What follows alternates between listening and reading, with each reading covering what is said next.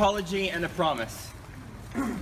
The citizens of the United States of America has decided that the person who best embodies our nation's hopes and dreams for the future is a racist, homophobic, misogynistic, Islamophobic, failed billionaire.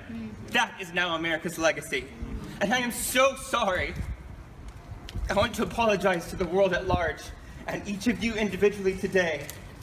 I want to apologize to anyone who is Latino or black or just simply not white, because America just got less safe for you. Well, America is crying tonight. I'm not sure how much of America, but a very, very significant portion, and I mean literally crying. The prevalent feeling was that she was the lesser of two evils. And America still went and voted for the worst of two evils. And so the message that sends is that no matter what, if you are a woman, you're not good enough. Because if she was the lesser of two evils and she still loses, why? The message it sends is that you can work for 40 years and you can be the most qualified candidate for something, and you can be the most deserving candidate, and you still won't be as good. And you can judge me on my stance if you like, but keep it off my page. It's over. I didn't want to wake up to political debates on my page, especially with ignorance being spewed. Like, and I'm not saying one side or the other, but, and family members, I'm in shock. I cried myself to sleep. We are fucked. We don't want Donald Trump. I don't care if this video goes viral and gets me in trouble, because Donald Trump is a fucking ass nigger. Mom, what are you saying?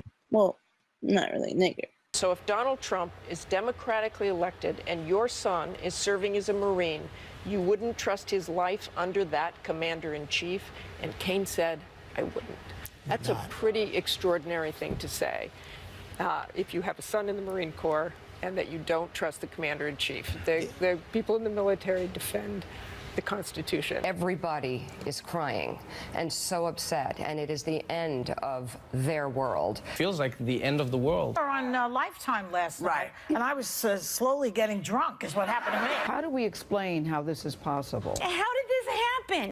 Well, colleges across the country trying to console millennials having temper tantrums after Donald Trump's historic victory. They are canceling tests, giving out free hot chocolate, offering therapy dogs, and free passes to skip class to those students who are just so upset. They're also giving them crayons and Play-Doh, which is something I give my 5-year-old. It is a mourning moment for those people, and it is a moment filled with fear. I knew that I had to support Hillary Clinton because I knew what was at hasn't really hit yet, that Trump is going to be the president for the next 4 years. And I'm so fucking scared. Even if you don't like her, she's qualified. And we end up with Donald Trump? Are you... Is there a doomsday plan for a time like this? Am I right to ask about a doomsday plan? Do you see this as a doomsday scenario? Oh, man, come on, dude. Oh, man. Why didn't Hillary try harder, dude? Why would she fuck up with the emails, man? Like, just, oh, dude. Oh, man. Oh, what do you mean he won? By how much? How much did he win? Come on, Tyler, you gotta let me know. Tell me. 213 to however much. She was down by like 60 points. No, dude, no. What do you? It was supposed to be close, man. That's a blowout. That's a blowout. I was very hopeful,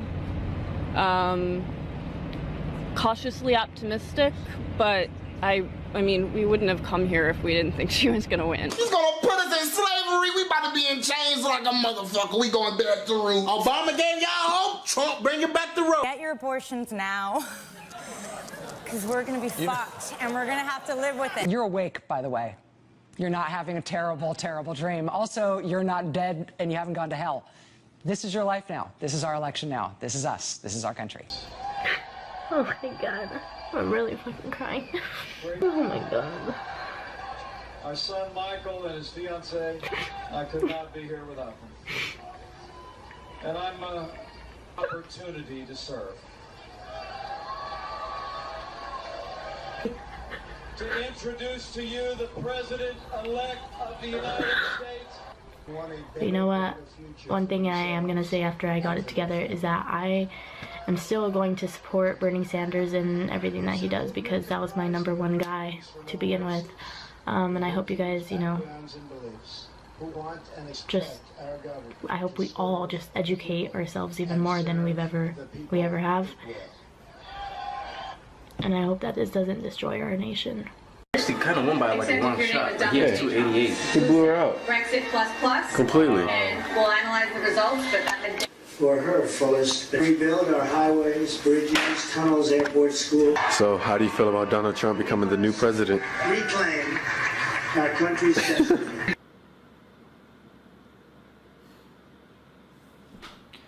Well, this is it.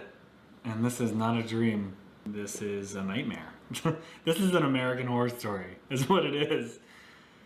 And I laugh just because I'm so scared, honestly. I'm so terrified and sad. Half the country, millions of people, have supported someone who is openly racist and misogynistic and xenophobic, and I've actually never been so sad for our country in my whole life.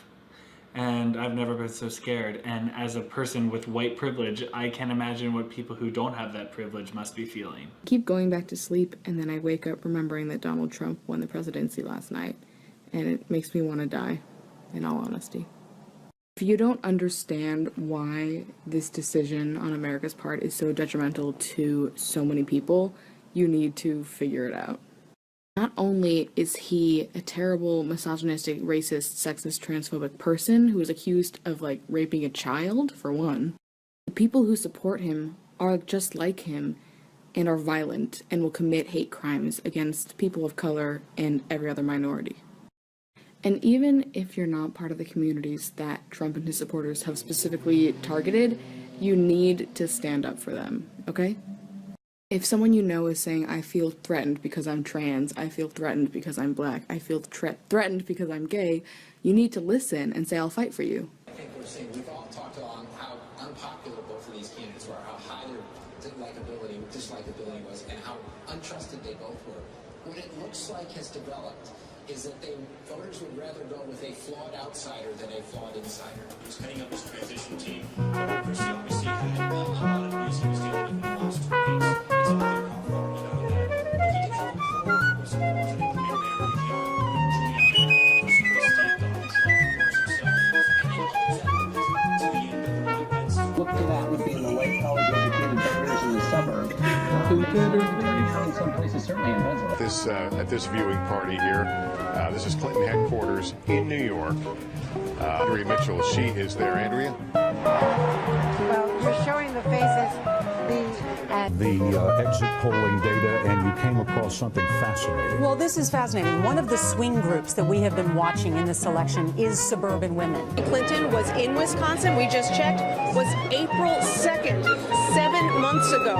So a tight race here really was not on the campaign's radar screen at all. Now, the Clinton campaign itself was very chatty. Down to what their granddaughter Charlotte was wearing, that she had an H on her. He has pulled out a victory there.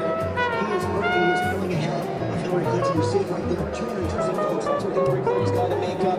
Obviously, the best thing